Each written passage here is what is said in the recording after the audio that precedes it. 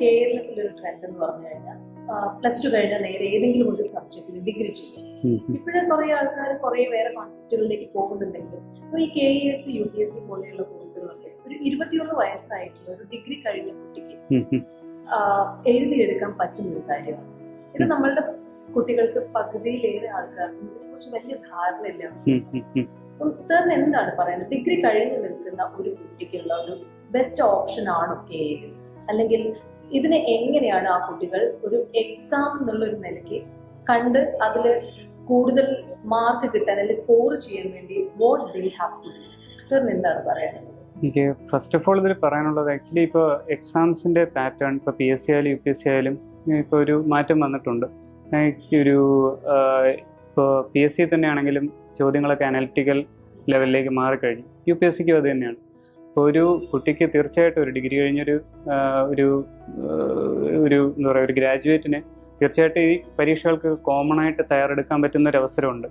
Means ഇത് ഇപ്പോൾ എന്താ പറയുക കോംപ്ലിമെൻ്ററി ആയിട്ട് കൊണ്ടുപോകാം രണ്ടിൻ്റെയും പ്രിപ്പറേഷൻസ്. ആക്ച്വലി ഇത് പഠിക്കുന്നതോടൊപ്പം നമുക്ക് എന്താ പറയുക ഡിഗ്രി ലെവൽ PSC എഴുതാം. KS ഓഫ് കോഴ്സ് അത് ഒരു ഡിഗ്രി ലെവൽ എക്സാം തന്നെയാണ്. അതുപോലെ തന്നെയാണ് UPSC. അപ്പോൾ ആക്ച്വലി ഇതെല്ലാം കോംപ്ലിമെൻ്ററി ആയിട്ട് എന്താ പറയുക മാറ്റാൻ പറ്റും. ഒരു പ്രിപ്പറേഷൻ ഒരു എന്താ പറയുക ഒരു same kind of preparation will be enough. പക്ഷേ UPSC കുറച്ചുകൂടി ഇൻറ്റൻസ് ആയിട്ട് മറ്റ് സൈഡുകളിലേക്ക് നോക്കേണ്ടി വരും. പക്ഷേ ഇത് ആക്ച്വലി മുമ്പില്ലാത്ത വിധം സിമിലാരിറ്റീസ് ഈ എക്സാംസിന് വന്നു.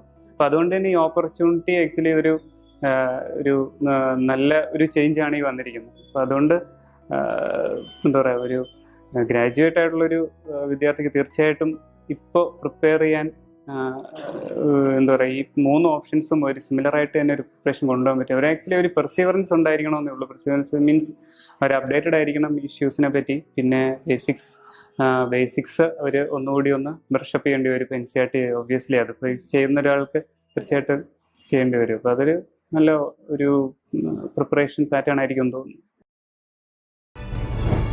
Alchemy IAS, transforming dreams into reality.